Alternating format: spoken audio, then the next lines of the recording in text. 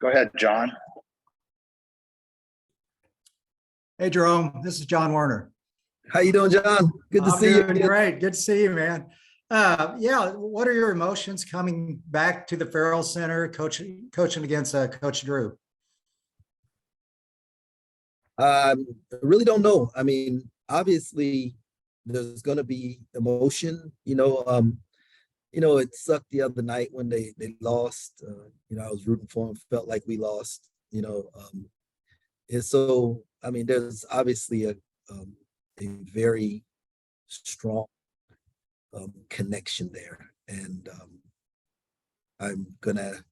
my prayers, I can figure out how to separate the emotion so that I can be the best version of myself for our team, because that's what's the most important thing, is the game and our players, right? And so that's really what I'm trying to focus on.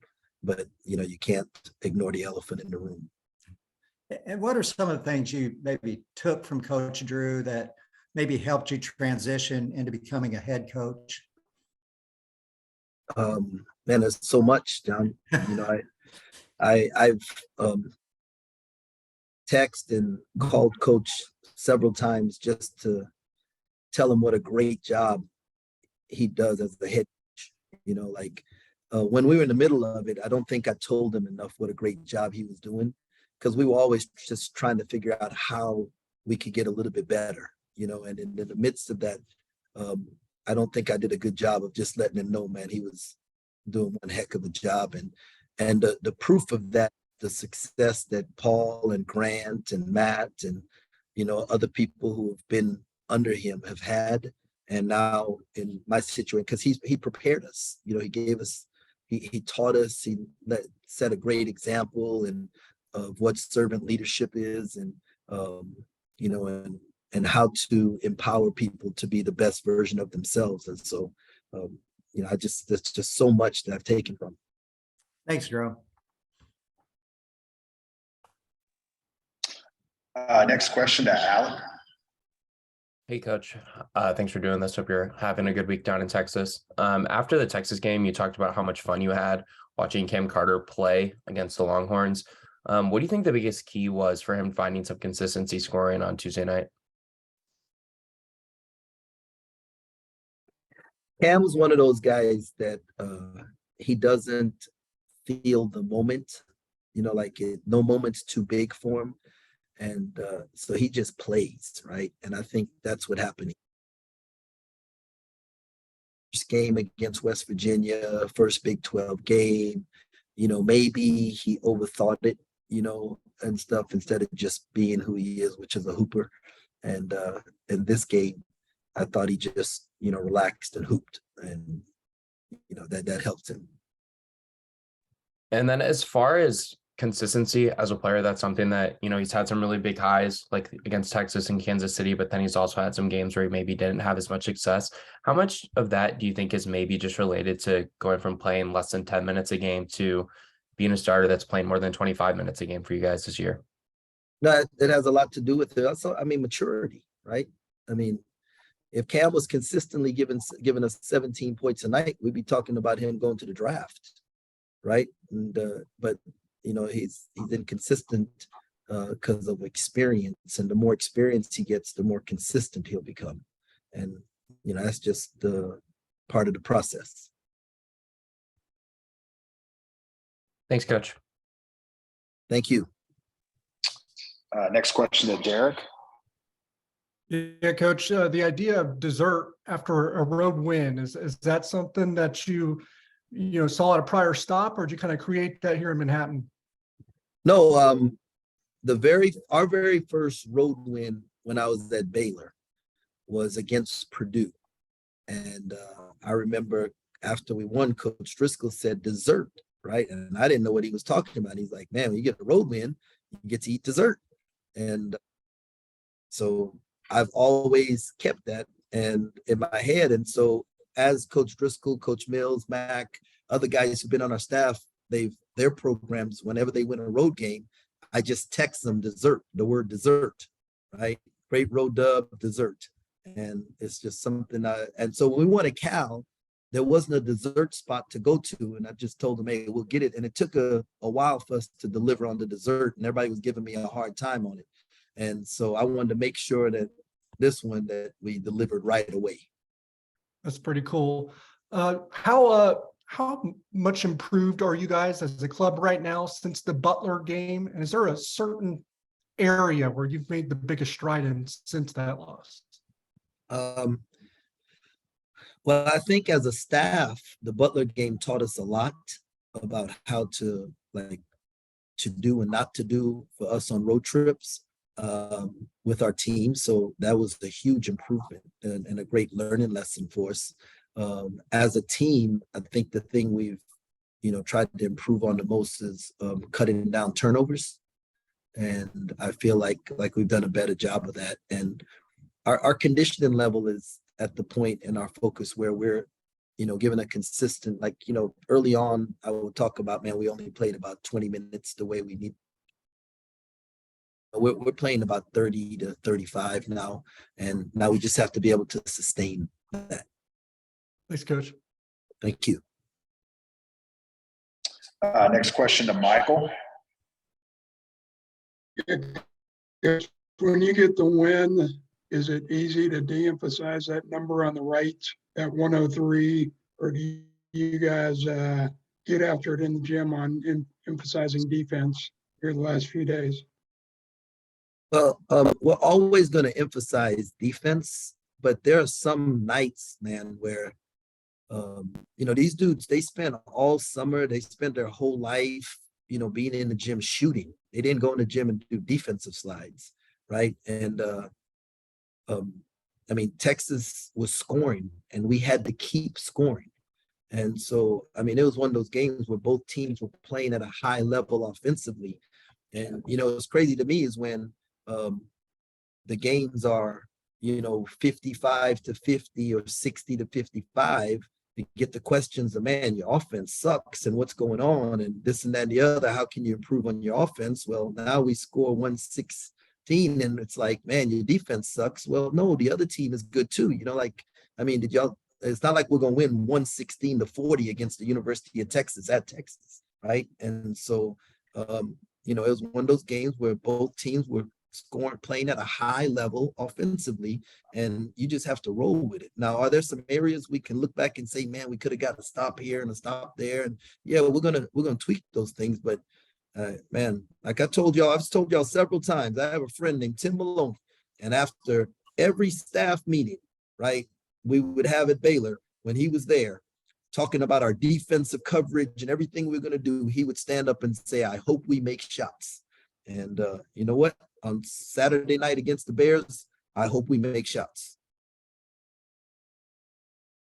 What have you seen from Marquise Noel in his basketball IQ, say on a scale of 1 to 10? Can you ask that again? I just heard the last part of it.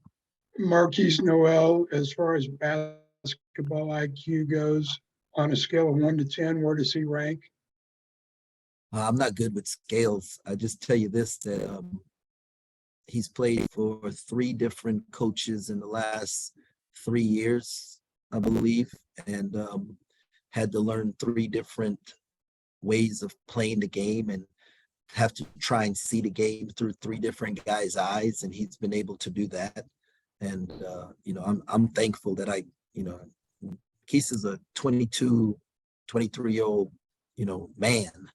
And he loves the game of basketball. He devours it, right? Like he's constantly trying to learn. And that's what's allowing him to be able to play at a really high level and just embracing the way we want him to play. And I think a lot of the credit also, all the credit goes to Keith first, but some of the credit has to go to Coach Perry and our offensive schemes, because we're putting Keith in spaces where he doesn't have to guess where to throw the pass. He just has to make the right read, and he's embracing that.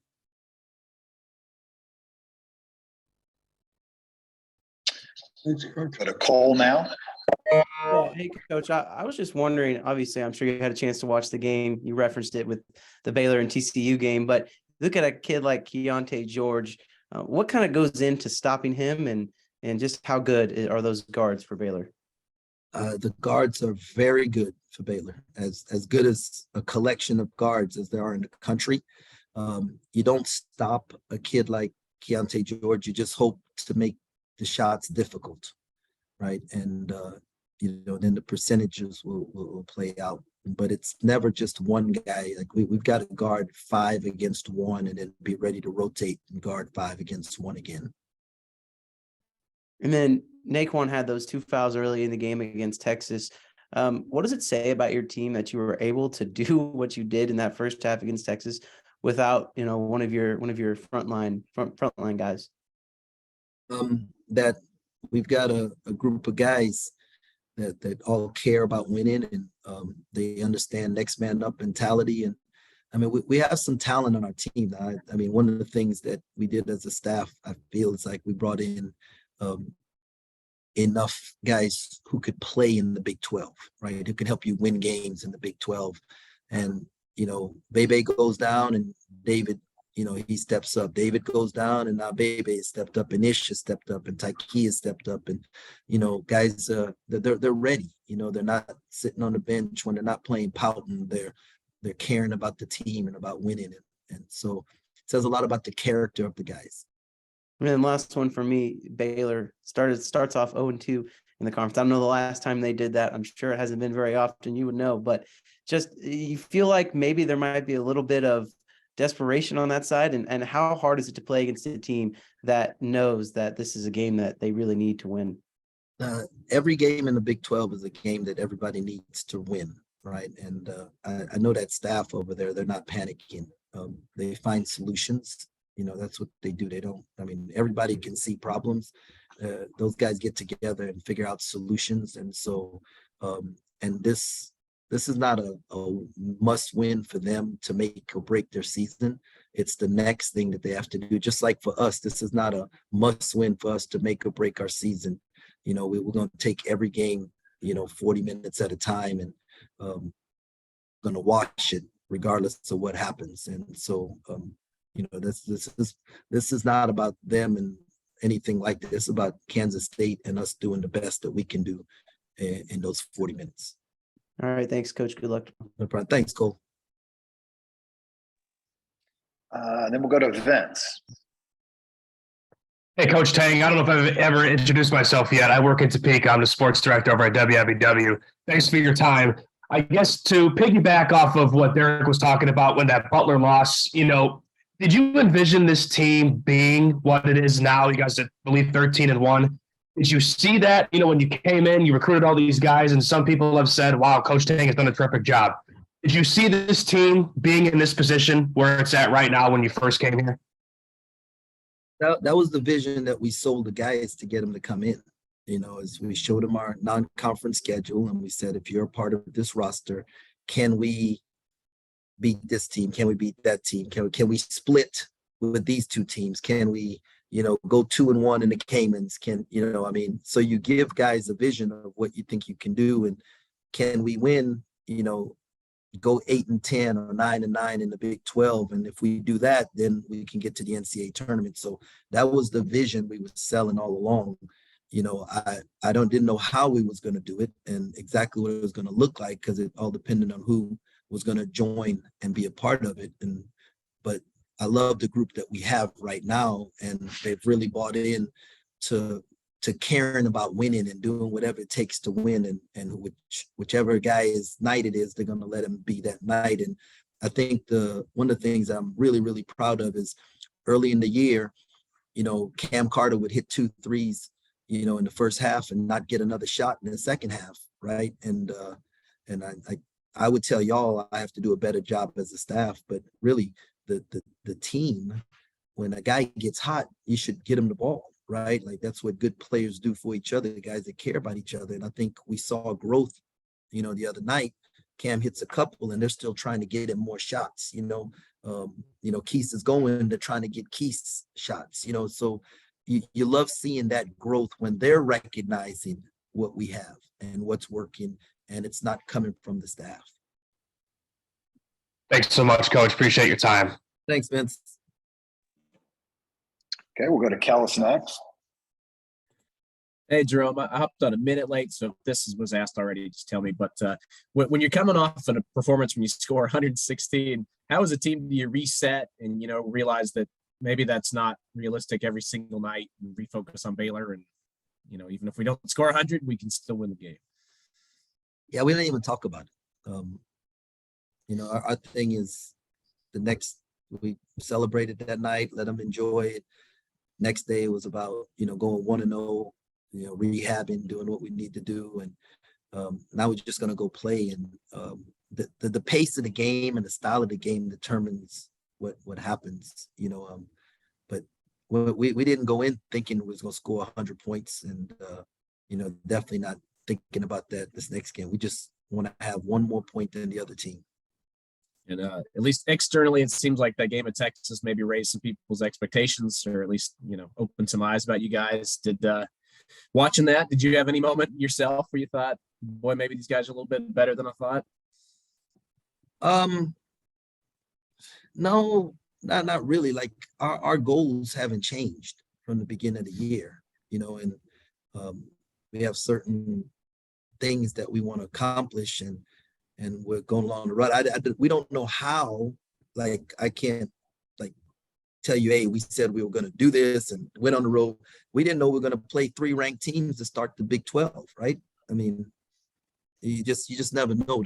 The key was that, hey, we got to keep getting better and, win a certain number of games that gives us a chance to get to the NCAA tournament. And, so our goals didn't change at all. Now, I haven't even watched the Texas game. Okay. I set it aside and been focused on Baylor. And, but, you obviously think, man, we're really making strides, like the hard work in the summertime with the shooting, like we're probably not going to shoot like that every night, but, now all of a sudden teams have to guard us a little bit differently, and so it's going to open up some different opportunities for some different guys. All right, great. Thanks, Jerome. Good luck tomorrow. Thanks, Kellis. Go back to Michael. Yeah, Coach, any update on David Gasson's condition right now? Still day to day, my man. He's working through it. All right. Thank you. Coach, that looks like all the questions we have. I appreciate your time. All right. Thanks a lot. Go Cats. John Werner at the Waco Tribune Herald. What have you liked about Coach Tang's coaching style, and why have y'all come together like you have so quickly as a team, do you think? First off, Coach Tang, he's very passionate about winning, and I'm around a group of guys that's also passionate about winning. So, we're gonna win, and we connect very well, and our chemistry on and off the court is great. So, that's unbeatable. Is there anything that he's maybe stressed to y'all a lot? Yeah, road wins, like everything when things go bad in practice or things go wrong, maybe like a missed call or something like that. He would say we're on a road because things can always go our way on the road. Thanks, Cam. Yeah. Next question to Alan. Hey, Cam, thanks for doing this. A couple times this year, I think against Kansas City and obviously against Texas, you've had some scoring outbursts where you've scored at least 15 points. What do you think contributed to those scoring performances in those 2 games? First, I would say, my hard work, staying in the gym, putting in extra shots, extra hours, things like that. And, my teammates, I can't just always create shots for myself. It's always, most of my shots are catch and shoot shots. So, I can't score those shots or score those points without my teammates getting me the ball. So, yeah. Then I guess, what do you think the key is to being able to replicate performances like that on a more consistent basis now that you guys are in Big 12 play? Just staying in the gym and getting open looks from my teammates and knocking them down. And obviously last year when you were at Mississippi State, you didn't have the biggest role. I know you started a few games, but you played less than 10 minutes a game. Coming to K-State and being a regular starter and playing more than 25, 27 minutes a game, like how hard has it been for you to really adjust to that kind of role identification?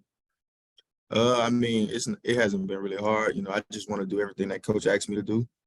because I know everything he tells me to do is going to lead to winning. So, Thanks, Cam. Appreciate it. no problem. Next question to Cole. And when you look and see what Marquise is doing, what Keontae is doing, does it want to make you become a better basketball player? And just how cool is it to see what those guys have been doing? Yeah, it does. It does make me want to be, better. I was just telling someone yesterday, I want to, get to where Keontae is because, he's an elite scorer. Like, he's very efficient. So, yeah. And Marquise, he's another one. He's very efficient. I mean, we shoot a lot after practice. So, I mean, he's like a big brother to me. When things go wrong for me, he's like the big brother, I can lean on, like, how do I do this? How do I do that type of stuff. And then you and Jerome were the first two guys to commit to Coach Tang and the staff when they took over. When you made that commitment, when you visited Kansas State, is this kind of how you envision the season going? Yeah, 100%. Yeah. Coach Tang had a vision and I believed it, and I had one too. And so when you look at this Baylor team, obviously they got a lot of good guards. Keontae George, one of them. What goes into stopping those guards that Baylor has, and how do you think you guys will be able to match up with them? I think we match up pretty well, and we just have to stay disciplined to our principles, and we're going to come out on top. Coach Tang talked about. He said a lot of the guys, not just you, but you go and you spend hours in the gym working on shots, getting shots up. You seem to take a lot of pride in your defense. Is that something that you've been practicing since you were young, and is that kind of something that you guys as a team are starting to really work around? Yeah, it's something as a team we work around, but I mean, I feel like I have a lot of heart, and I just take pride in my defense. Good deal. Thanks, Cam.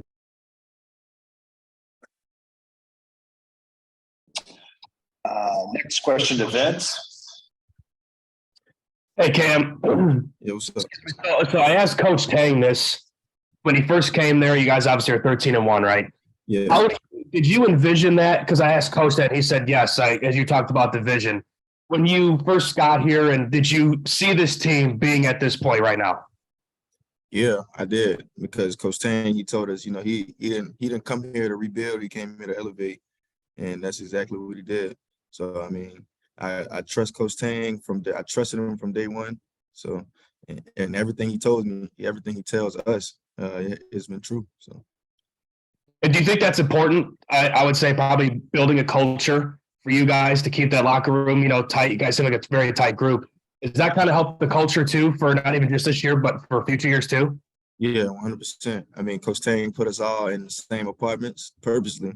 And I mean, even if we didn't like each other, we didn't have a choice but to bond. But I mean, that's not the case. We all love each other here. We bond. We have a bond that's different. I played on a team last year, a different team last year. And this team this year, I just know it's a big difference between, the connection. Appreciate it, Cam. Thanks so much. No problem. We'll go to Michael.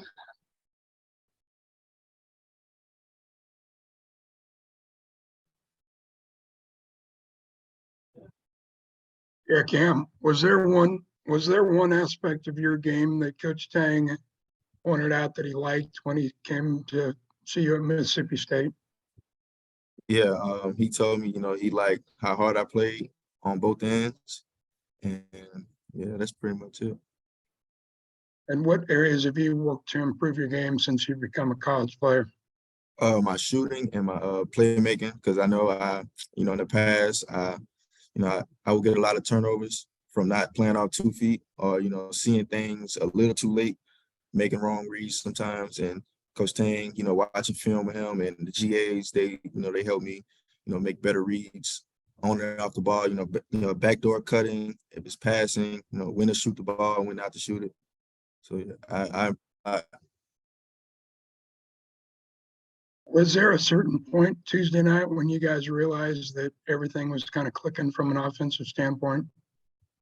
Yeah. Well, from the locker room. Well, in the locker room, we talked about, usually we start off slow. I mean, I'll say that. But Coach Tang told us, we're on the road, so we got to start out fast. And that's what we did. We got out there real fast, and it was like shooting rocks in the ocean. you feel like everybody has kind of fit into their role at this point in the season? You guys are 14 games in. Yeah, for sure. Everybody, they take pride in their role and they don't want to do anything different because, you know, everything we're doing right now is leading to winning. All right, Cam, appreciate your time. All right, thank you. Any other questions for Cam before I let him down? Okay, thanks, Cam. No problem.